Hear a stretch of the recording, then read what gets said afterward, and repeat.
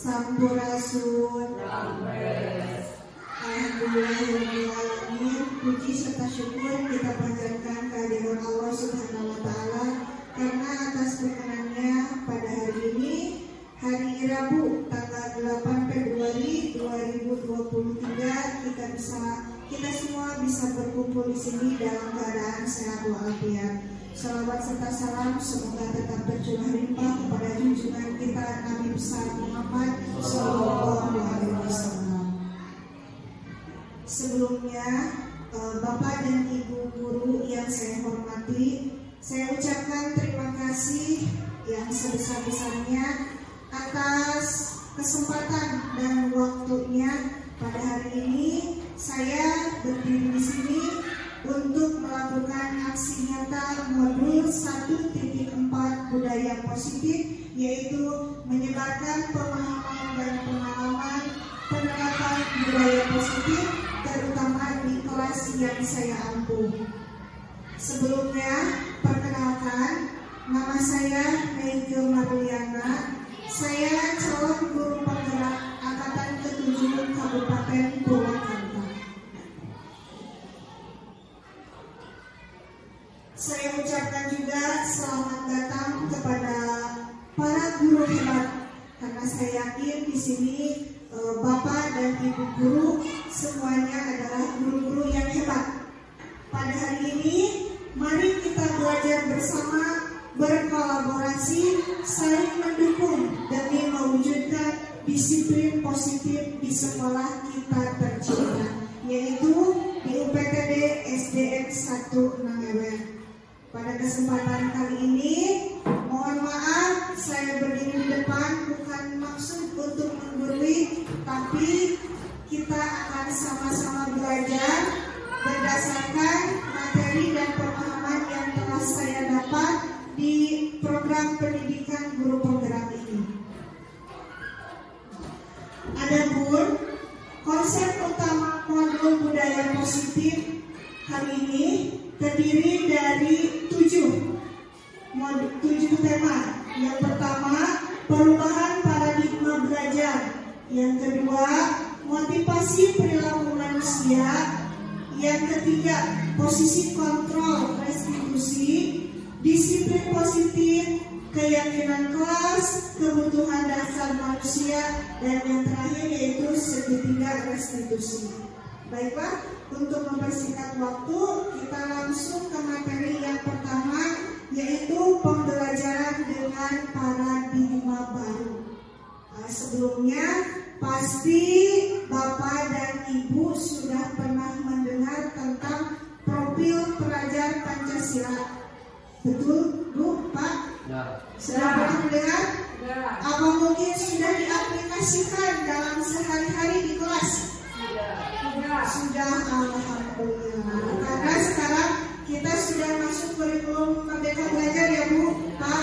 Jadi untuk profil pelajar Pancasila ini sudah tidak asing lagi bagi kita. Nah, pembelajaran dengan paradigma baru ini dirancang berdasarkan prinsip pembelajaran terdiferensiasi, sehingga setiap siswa atau murid belajar sesuai dengan kebutuhan dari tahap perkembangannya untuk mewujudkan profil pelajar Pancasila. Seperti yang kita ketahui, profil pelajar Pancasila itu ada berapa Bu, Pak? Hitungnya?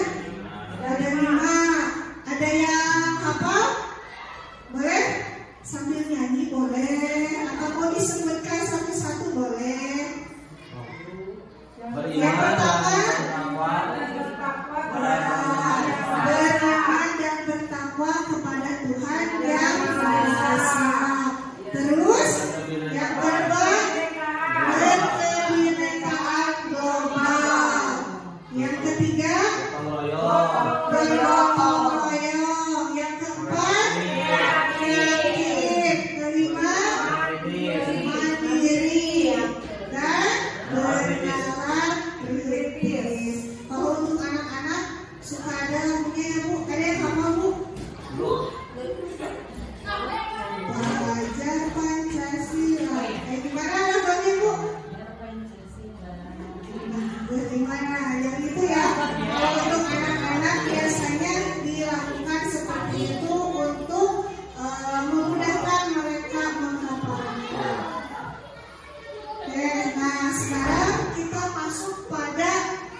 disiplin positif. Sebelumnya saya mau bertanya dulu, saat Bapak dan Ibu guru mendengar kata disiplin, apa yang pertama kali Bapak dan Ibu bayangkan? Disiplin. Apa Bu? Aturan. Ada lagi? Hukuman. Ada lagi? Tekanan. Ya, disiplin. Kalau Ibu kan, disiplin itu aturan, tekanan, hukuman. Kalau dari yang tiga kata itu Bu, aturan, hukuman, dan tekanan, menurut Bapak dan Ibu itu kesannya positif apa negatif? Hukuman, tekanan. Selanjutnya tadi apa? Aturan. Positif apa negatif menurut Bapak dan Ibu? Positif dan negatif. Positif dan ada positifnya, ada negatifnya. Nah, untuk yang sekarang, nah disiplin itu kita tekankan kepada murid bahwa disiplin itu positif ya. Nah, dalam budaya kita makna kata disiplin dimaknai menjadi sesuatu yang dilakukan seseorang pada orang lain untuk mendapatkan kepatuhan. Nah, seringkali kita ya Bu, disiplin berarti anak-anak harus patuh pada aturan. Kita cenderung menghubungkan kata disiplin dengan ketidaknyamanan, karena itu maksudnya tadi anak-anak harus patuh gitu. Jadi tidak ada disiplin yang berasal dari dirinya gitu, dari kesadaran dirinya, karena anak-anak memaknai disiplin itu dengan kata kepatuhan tadi. Jadi anak-anak kurang nyaman. Sebagai pendidik, tujuan kita adalah menciptakan anak-anak yang memiliki disiplin diri. Nah, di sini perlu digarisbawahi Bu, disiplin diri, sehingga mereka bisa berperilaku dengan mengacu pada nilai-nilai kebajikan universal dan memiliki motivasi intrinsik bukan ekstrinsik. Intrinsik itu maksudnya motivasi yang berasal dari dari dalam dirinya, dari kesadarannya, bukan ekstrinsik dari luar tekanan gitu ya, pengaruh betul Bu. Nah, kita upayakan sebagai pendidik supaya murid-murid kita punya disiplin itu yang berasal dari intrinsik. Di sini, disiplin positif merupakan salah satu cara penerapan disiplin yang bertujuan untuk menumbuhkan kesadaran serta memberdayakan anak untuk melakukan sesuatu tanpa sogokan, ancaman maupun hukuman. Tadi kan sudah tadi dibahas apa yang pertama kali kita bayangkan saat mendengar kata disiplin, hukuman, tekanan. Nah, di sini dalam disiplin positif ini kita upayakan sebagai pendidik supaya ancaman atau hukuman itu tidak ada. Baik, kita lanjut. Nah, sebelum itu kita harus tahu dulu kebutuhan dasar manusia yang mendasari kita. Kebutuhannya apa saja? Yang pertama, bertahan hidup. Kalau bertahan hidup ini identiknya dengan kebutuhan ya Bu, sandang, pangan, dan papan. Yang kedua, kasih sayang dan rasa diterima. Jadi setiap orang itu punya kebutuhan kasih sayang dan rasa diterima, terutama oleh lingkungannya. Yang ketiga, penghargaan. Kita sebagai manusia tidak luput, kita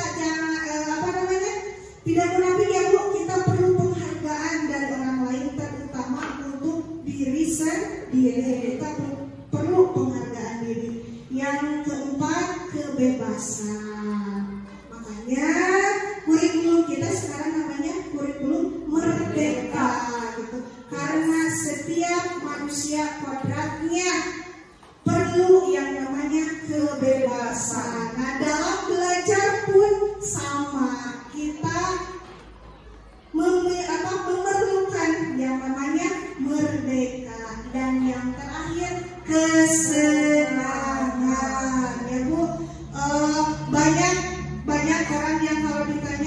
tujuan hidupnya apa?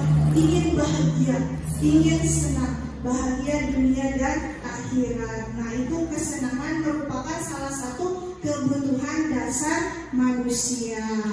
Nah, sekarang kita masuk pada motivasi perilaku manusia. Motivasi ini adalah dorongan yang timbul pada diri seseorang secara sadar atau tidak sadar untuk melakukan suatu tindakan dengan tujuan tertentu. Terutama di sini kita masih membahas mengenai disiplin ya Bu. Yang pertama, menghindari ketidaknyamanan dan hukuman. Murid melakukan disiplin diri karena ia takut dihukum. Nah, ini merupakan motivasi ekstrinsik karena takut dihukum. Jadi kalau kata ibu tadi ada pengaruh dari luar. Ini berarti masuk motivasi ekstrinsik. Yang kedua, untuk mendapatkan imbalan atau penghargaan dari orang lain. Murid melakukan disiplin diri karena ia ingin mendapat imbalan. Ibu pernah atau sering melakukan yang seperti ini? Biasanya pernah ya Bu? Contohnya gimana Bu? Memberikan imbalan. Memberikan hadiah kepada siswa Atas apa? misalnya prestasi yang diraih. Oke, jadi kalau begitu bisa saya bilang tidak perlu murid ibu berprestasi karena pengen dapat hadiah? Ya. Nah, bisa seperti itu ya. Berarti itu masih motivasi ekstrinsik. Saya pengen belajar, saya pengen pintar supaya dapat hadiah dari ibu, gitu ya Bu. Kalau ada keuangan harian yang dapat nilai 100 nanti dapat coklat dari ibu, gitu ya Bu. Ya.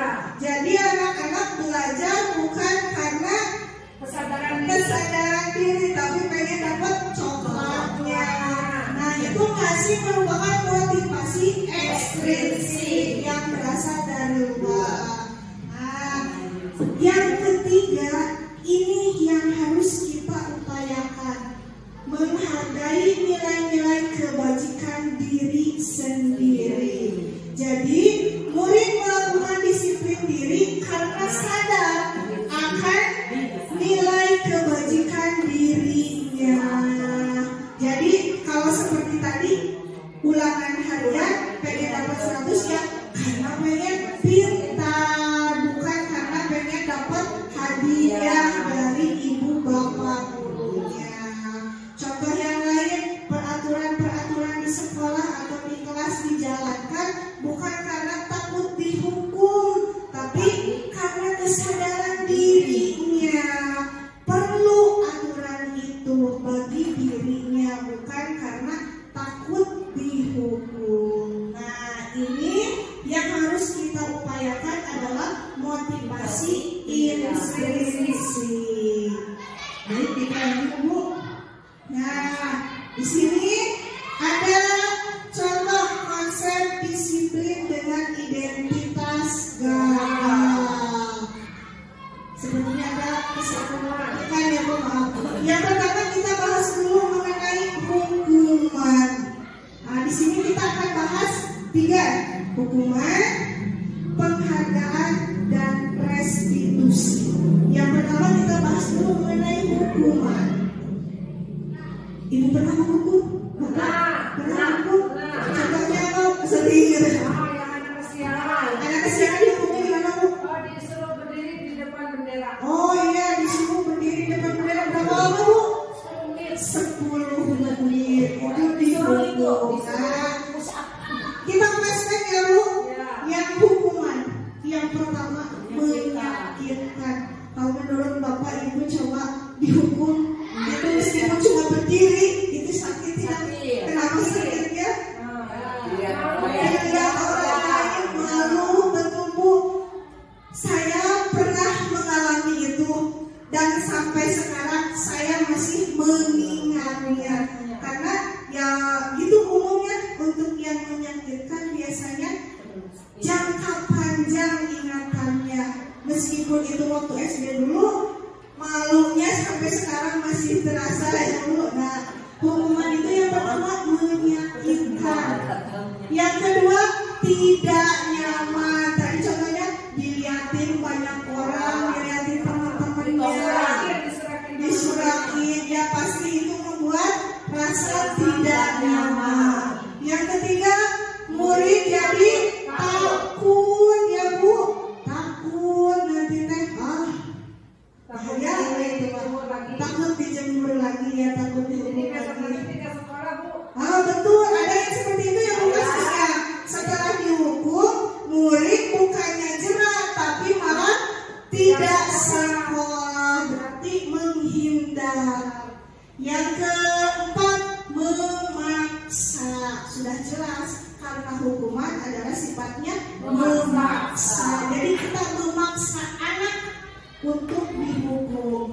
Yang kelima, murid menyembunyikan kesalahan. Tidak sedikit ya Bu, murid ada yang menyembunyikan. Contohnya tadi karena kesiangan, jadi nyumput ya, nah, tidak mengakui kesalahannya.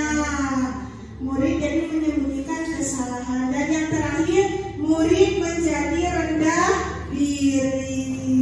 Kalau bahasa kita apa namanya? Minder ya Bu. Minder karena tadi disurakin, dilihatin, yang malu. Akhirnya murid menjadi rendah diri, minder sama teman-temannya. Yang kedua, kita bahas mengenai penghargaan. Itu mohon maaf ada salah pengetikan penghargaan. Contohnya, ada yang mau memberi contoh Bapak Ibu? Penghargaan, memberikan penghargaan kepada murid. Ucapan selamat. Ucapan selamat, betul. Seperti yang tadi ya Bu, yang ulangan nilainya 100 dapat coklat. Nah itu itu contoh penghargaan. Kita coba uraikan kasusnya. Yang pertama, tidak efektif. Penghargaan ini tidak efektif bagi murid karena tadi ya Bu, murid belajar bukan karena ingin pintar, tapi ingin penghargaannya, ingin hadiahnya. Jadi penghargaan ini tidak efektif. Yang kedua, merusak hubungan. Ada sifat iri antara murid yang satu dengan murid yang dua, yang lain, yang tidak dapat coklat jadi iri, padahal saya sudah belajar, sudah semaksimal mungkin belajar, tapi kapasitasnya hanya dapat 90, jadi tidak dapat coklat. Ada timbul rasa iri dari teman-temannya yang tidak dapat hadiah. Yang ketiga, mematikan kreativitas. Itu dia. Jadi murid belajar toh-tohan karena ingin dapat hadiah, jadi tidak ada kreativitasnya. Terus penghargaan ini hampir sama dengan hukuman, tapi hukumannya dengan sistem ranking. Kalau tadi hukuman menghukum murid yang melanggar, kalau penghargaan menghukum murid dengan sistem ranking. Jadi ada batasan antara murid yang dapat melakukannya dengan yang tidak dapat. Yang terakhir, merampas hak menghargai dirinya. Tidak ada, jadi tidak ada hak menghargai dirinya itu. Oke, kita masuk konsep disiplin dengan identitas sukses. Nah, ini merupakan dua konsep disiplin yang bisa dikatakan sukses. Yang pertama ada konsekuensi dan yang kedua ada restitusi. Untuk yang konsekuensi, penguatannya itu jangka pendek. Kuat tapi hanya jangka pendek. Ada yang tahu Ibu, Bapak konsekuensi itu yang seperti apa contohnya? Yang ada aturannya. Iya betul, ada aturannya, ada konsekuensinya. Misalkan saya memberi anak PR. PR ini dikerjakan besok, dikumpulkan ya nak. Saya bilang seperti itu. Besok paginya ada salah satu murid saya yang tidak mengerjakan PR. Kemarin Ibu bilang harus dikerjakan. Kalau tidak dikerjakan, nanti kamu dapat hukuman. Nah, itu contoh konsekuensi. Jadi saat ada murid saya yang tidak mengerjakan PR, saya memberikan hukuman. Nah, itu namanya konsekuensi. Kuat, tapi hanya bisa bertahan sebentar, dalam artian jangka pendek. Yang kedua, perlu monitoring berkelanjutan. Karena ini konsekuensi, jadi monitoringnya harus terus menerus. Kita jangan bosan terus memonitoring aturan yang ini. Yang ketiga, juga stimulus dan respon. Jadi ada stimulus, ada respon, ada umpan balik. Yang keempat, murid menghormati aturan. Betul sekali, murid jadi menghormati aturan ya.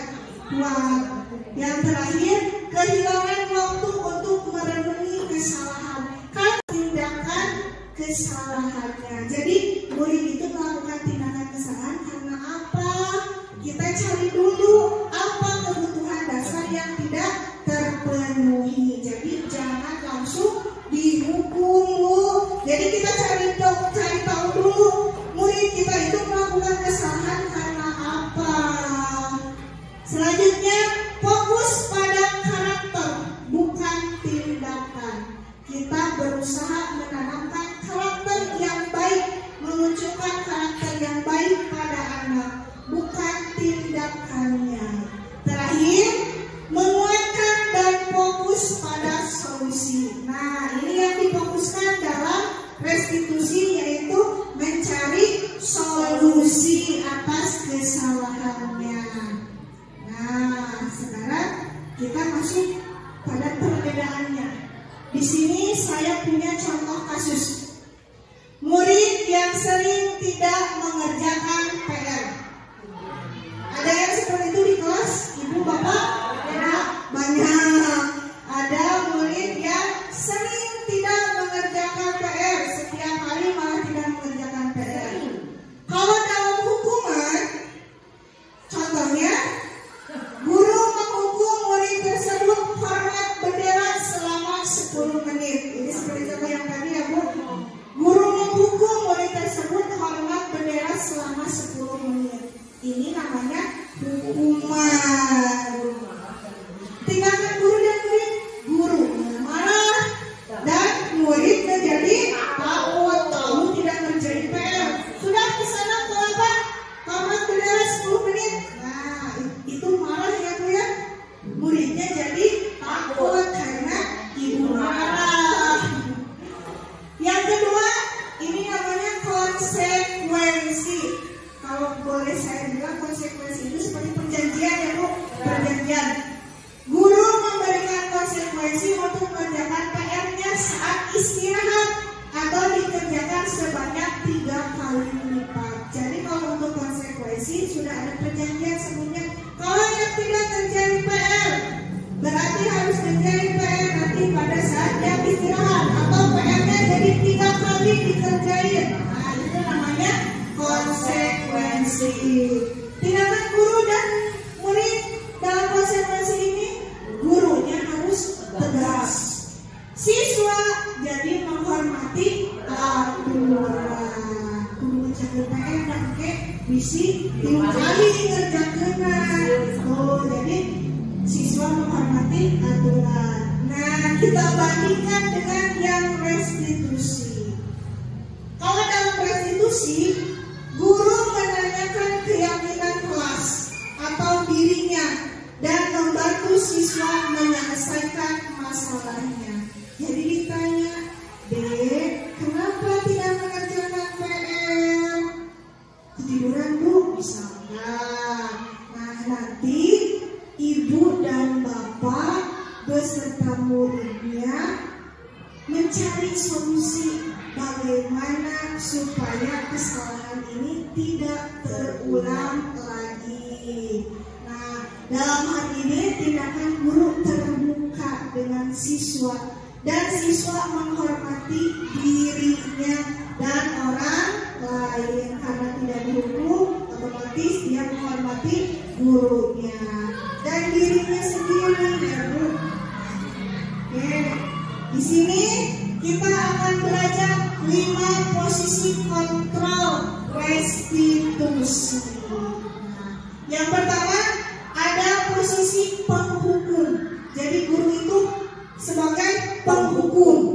Yang kedua, penguat rasa bersalah. Jadi murid merasa bersalah karena sudah melakukan kesalahan. Yang ketiga, sebagai teman. Nah, guru bertindak sebagai teman. Yang keempat, pemantau. Guru hanya memantau saja, Dan yang terakhir, guru sebagai manajer. Coba Ibu dan Bapak flashback, Ibu dan Bapak selama ini ada di posisi yang mana? Coba buka. Ada di sana yang ada di sana yang mana? Ya, lebih dominan yang mana? Pembuat rasa bersalah. Jadi murid, aduh merasa bersalah dengan gurunya. Oke. Selanjutnya, nah ini kata-kata, contoh kata-kata yang sering diucapkan oleh 5 posisi kontrol ini. Contoh kasusnya, murid tidak memakai kacu saat upacara bendera. Hari Senin kita memakai seragam pramuka. Pramuka yang lengkap adalah pramuka yang memakai kacu. Tapi ada beberapa siswa yang kadang tidak memakai kacu ya Bu. Nah, kita flashback. Coba Ibu ada di posisi mana? Yang pertama sebagai penghukum. Patuhi aturan sekolah, lalu berdiri di barisan berbeda. Itu untuk siswa yang tidak memakai kacu. Itu posisi kontrolnya sebagai penghukum. Kamu tidak pakai kacu, saat barisannya berbeda. Jangan bersatu dengan teman-teman yang memakai kacu. Itu sebagai penghukum. Yang kedua, sebagai pembuat rasa bersalah. Ibu sering bilang gini, berapa kali Bu Guru harus memberitahu kamu, Bu Guru kecewa sama kamu. Nah, itu posisi kontrol Ibu sebagai pembuat rasa bersalah. Aduh, nyanya Ibu terus sering kali ngawal teh, begitu Ibu kecewa, jadi anak merasa bersalah. Yang ketiga, sebagai teman. Kata-katanya, ayolah yang tertib, buat Bu Guru bangga. Kali ini tidak apa-apa kamu salah. Nah, itu yang sering diucapkan sebagai guru, posisi kontrol sebagai teman. Yang keempat, ada posisi kontrol sebagai pemantau. Yang dikatakannya, kamu sudah melanggar. Apa peraturan dan konsekuensinya? Jadi anak hanya ditanya. Itu sebagai pemantau. Dan yang terakhir sebagai manajer. Ini posisi puncak yang seharusnya lebih dominan ada dalam diri seorang guru, yaitu sebagai manajer. Sebagai manajer yang dikatakannya adalah, apakah kamu tahu kesalahanmu? Jadi anak harus tahu dulu kesalahannya, jangan langsung dijudge. Kamu salah, kamu tidak pakai kacu. Jadi ditanya dulu apa kesalahannya, buat dia sadar diri.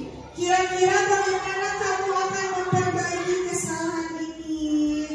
Cari solusinya bersama-sama. Itu adalah posisi sebagai manajer.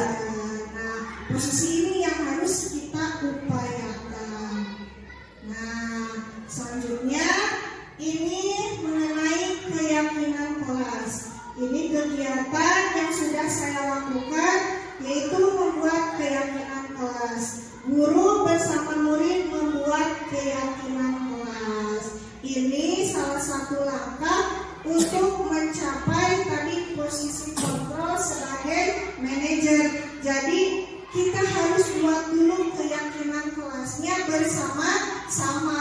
Jadi kalau aturan biasanya sebelah pihak ya Bu yang membuat. Contoh aturan sekolah yang membuat berarti guru-guru, kepala sekolah, guru-guru dan staf yang lainnya. Tapi dalam kegiatan ini membuat keyakinan kelas, guru dan murid sama-sama membuat bersama-sama. Jadi tidak ada yang namanya sebelah pihak, guru saja yang membuat, murid yang menjalankan. Biasanya seperti itu ya Bu? Ya. Yang membuat peraturan kelas adalah guru dan yang menjalankan adalah murid. Seperti itu. Nah, dalam keyakinan kelas ini, guru dan murid berkolaborasi. bersama-sama dan menjalankannya pun bersama-sama. Contohnya, ini 3 langkah keyakinan kelas yang sudah saya buat, yaitu yang pertama berdiskusi membuat peraturan, yang kedua merumuskan peraturan menjadi keyakinan, dan yang terakhir menempelkan keyakinan di kelas. Contoh yang sederhananya, ini keyakinan kelas yang sudah saya buat. Kita ambil salah satu contoh. Nah, disiplin waktu. Biasanya di aturan juga suka ada ya Bu, tepat datang, tepat waktu. Nah, kata-katanya di kelas 3 saya dan murid saya menggantinya menjadi disiplin waktu. Kenapa? Karena saya dan murid sudah mengetahui waktu masuk jam berapa, waktu istirahat jam berapa, dan waktu pulang jam berapa. Jadi tidak dikatakan lagi jamnya, tidak diganti menjadi disiplin waktu. Sudah jelas? Berarti kalau disiplin waktu tidak boleh terlambat, pulang tidak boleh mendahului. Nah, itu namanya disiplin waktu. Itu keyakinan kelas yang sudah dibuat. Boleh Bapak dan Ibu guru dari sekarang kita buat sama-sama, buat keyakinan kelas masing-masing. Atau mungkin ada yang sudah membuatnya Bu? Belum? Berarti masih aturan tata tertib kelas ya Bu? Ya betul, karena ini disiplin positif, kita ganti katanya menjadi keyakinan kelas. Ibu, Bapak, dan murid membuatnya bersama-sama. Baiklah, kita masuk. Nah, bagaimana pembentukan keyakinan kelas ini? Cara membuatnya bagaimana? Yang pertama, lebih abstrak dari peraturan. Seperti yang tadi sudah saya contohkan mengenai disiplin waktu. Biasanya kita memakai kata masuk pukul 6, seperti itu ya Bu. Nah, kita ganti kata-katanya menjadi disiplin waktu. Selanjutnya berupa pernyataan universal. Nah, barusan sudah dicontohkan. Yang ketiga, dibuat dalam bentuk positif. Jadi hilangkan kata-kata negatifnya. Contohnya, tidak boleh, suka ada seperti itu aturan ya Bu. Tidak boleh, apa contohnya ya? Tidak boleh makan dan minum di dalam kelas. Atau tidak boleh ada yang berbicara jika ada yang sedang berbicara. Seperti itu ya Bu. Nah, kita ganti kata-kata tidak yang negatif itu menjadi positif. Contohnya, tadi tidak boleh ada yang berbicara saat orang lain sedang berbicara. Kita ganti kata-katanya dengan kata-kata saling menghargai ketika ada yang berbicara. Jadi kata-katanya diganti menjadi bentuk positif. Yang keempat, sedikit saja agar mudah diingat. Seperti tadi disiplin waktu, cuma 2 kata, anak-anak bisa mudah menghafalnya, tapi tahu maksudnya. Jadi entah panjang tuh Ibu, jangan terlalu panjang, tapi anak-anak susah mengingatnya. Mendingan sedikit, kata-katanya efektif, anak-anak mudah mengingatnya. Yang kelima, sesuai dengan kondisi kelas agar mudah diterapkan. Jadi keyakinannya jangan terlalu yang muluk-muluk, sesuaikan dengan kondisi kelas kita masing-masing. Dan yang terakhir, semua warga kelas dilibatkan saat membuatnya. Otomatis kalau warga kelas ada guru dan ada murid. Jadi bukan guru saja yang membuatnya, tapi murid juga dilibatkan. Nah, ini contoh keyakinan kelas 3 yang sudah kami buat.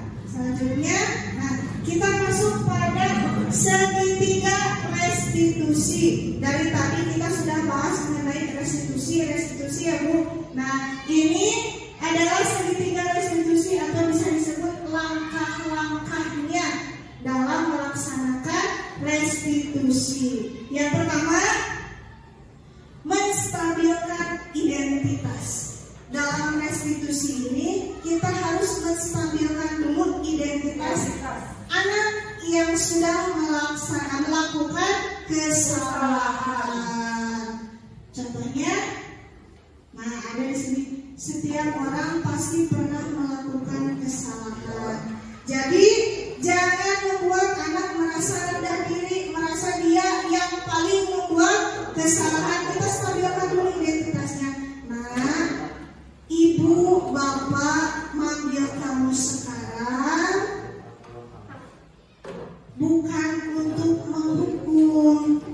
Setiap orang pasti pernah melakukan kesalahan, termasuk ibu juga. Ibu juga pernah melakukan kesalahan. Nah, jadi anak kan merasa percaya diri ya.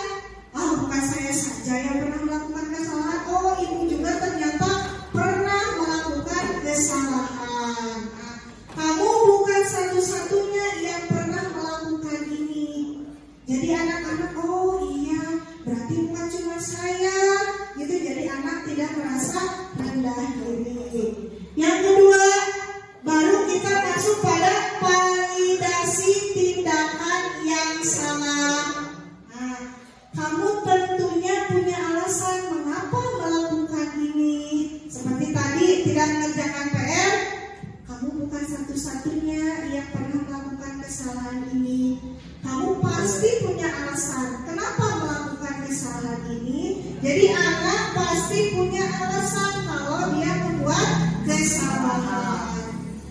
Nah, adakah cara yang lebih efektif untuk mendapatkan apa yang kamu butuhkan? Kita tanya dulu pada anak. Nah, yang terakhir, baru kita masuk menanyakan keyakinan. Karena kita sebelumnya sudah membuat keyakinan kelas, jadi kita tanyakan kepada anak kita mengenai keyakinan kelas. Keyakinan kelas apa yang telah kita sepakati? Kalau misalkan tadi anak tidak mengerjakan PR, kita tanya keyakinan kelas apa yang sudah kita sepakati. Berarti contohnya keyakinan kelasnya mengerjakan pekerjaan rumah. Nah, yang terakhir, contohnya kamu ingin menjadi orang seperti apa? Tanya pada anaknya, kamu pengen jadi orang seperti apa? Pengen jadi yang baik, contohnya. Berarti kamu harus bagaimana? Gitu. Cari solusinya bersama-sama. Apakah dengan tidak mengerjakan PR ini berarti kamu sudah menjadi orang yang kamu inginkan? Kata anak, tidak ya. Seperti itu. Cari solusinya bersama-sama. Nah, ini contoh penerapan segitiga restitusi yang pernah saya jalankan di kelas saya.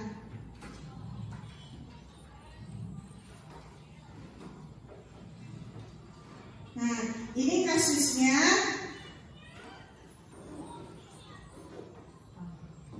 Fadil, salah satu seorang murid saya kelas 3, datang terlambat ke sekolah, sehingga Fadil tidak dapat mengikuti pelajaran tepat waktu.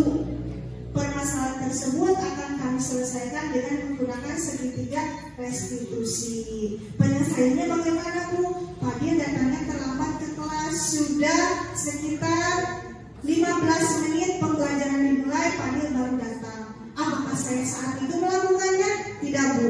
Saya melakukan restitusi ketika jam istirahat. Kenapa saya lakukan itu? Supaya saya bisa dari hati ke hati berbicara dengan Fadil tanpa diketahui teman-temannya. Jadi Fadil tidak merasa minder karena dipanggil oleh saya.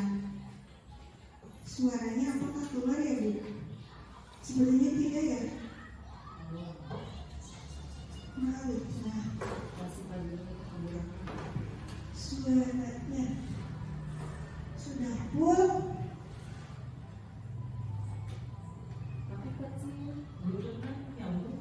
Pakai ini.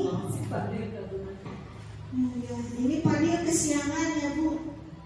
Yang lain kelas yang lain sudah masuk, ini baru masuk. Nah, ini ketika jam istirahat baru saya panggil ke kelas untuk melaksanakan restitusi. Kelas kondisinya kosong karena anak-anak sedang istirahat di luar. Dari sini saya ngobrol dengan Fadil. Jadi kalau seperti biasa aturan kita langsung hukum ya Bu. 15 menit telat kamu dihukum. Nah, enggak, dalam restitusi ini kita menerapkan disiplin positif. Fadil kesiangan, saya sambil istirahat mencoba dari hati ke hati ngobrol dengan Fadil.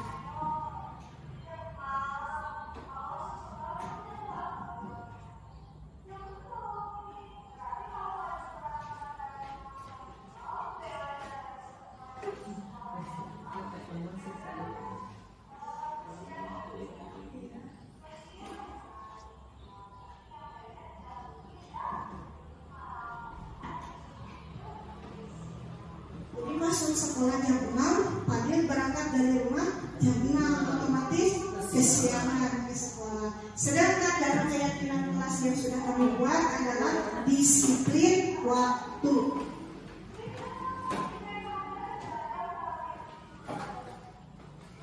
Katanya setelah divalidasi kesalahannya, kesiangan bangunnya karena malamnya nonton TV seperti itu. Nah, di sini kami mencoba mencari solusi.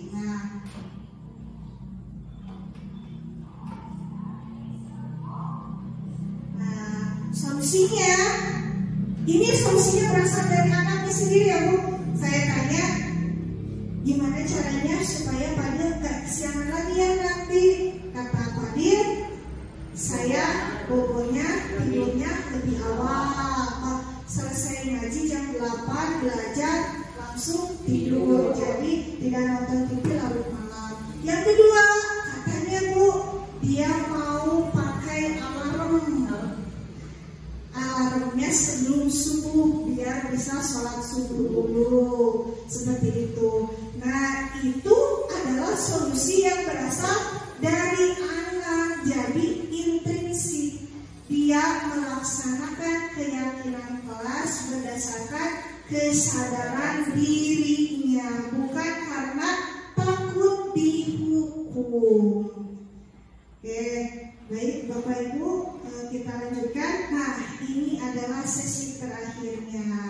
Ada kata-kata dari Standar Nasional Pendidikan, yaitu dalam penerapan program disiplin positif, hendaknya guru memiliki standar kepribadian, profesional, dan sosial yang baik, di mana guru mampu merefleksi pada posisi kontrolnya saat ini. Nah, kita refleksi dulu Bu, Pak, kita ada di posisi kontrol yang mana? Tadi ada 5 posisi kontrol ya, ada yang di posisi yang mana? Apakah sudah kedua, ketiga, atau malah sudah kelima? Alhamdulillah kalau sudah kelima. Kita coba perbaiki diri kita sendiri. Bagaimana perjalanan dirinya sebagai seorang among. Nah, karena dalam kurikulum Merdeka ini, kita sebagai guru, posisi kita adalah sebagai among belajar ya Bu. Bukan kalau dulu kita hanya mentransfer ilmu, guru itu menjadi puncaknya, tapi di sini kita sebagai seorang among, yaitu yang tadi posisi yang paling puncak adalah posisi manajer yang menuntun murid-murid menjadi insan yang mandiri, merdeka, dan bertanggung jawab. Jadi siswa atau murid kita belajar ke sekolah bukan karena kebutuhan mereka. Nah, kita posisikan sebagai manajer, yaitu sebagai AMO. Semoga sesi belajar kita hari ini membawa manfaat sehingga dapat mewujudkan pelajar berprofil Pancasila. Sekian dari saya, salam Merdeka Belajar. Wabillahi taufiq wal hidayah. Wassalamualaikum warahmatullahi wabarakatuh. Waalaikumsalam warahmatullahi wabarakatuh. Assalamualaikum warahmatullahi wabarakatuh. Terima kasih kepada Bu Mike, calon guru penggerak angkatan ke-7 yang sudah memberikan materi tentang disiplin positif. Setelah saya mengamati materi dari Bu Mike, saya menyadari bahwa selama ini dalam menerapkan disiplin belum positif begitu, karena saya sering menghukum dan memberikan tekanan kepada siswa saya. Mudah-mudahan dengan pembelajaran ini, dengan materi ini, saya bisa menerapkan disiplin positif kepada siswa-siswi saya dalam pembelajaran setiap harinya. Terima kasih. Billahi taufiq wal hidayah. Wassalamualaikum warahmatullahi wabarakatuh.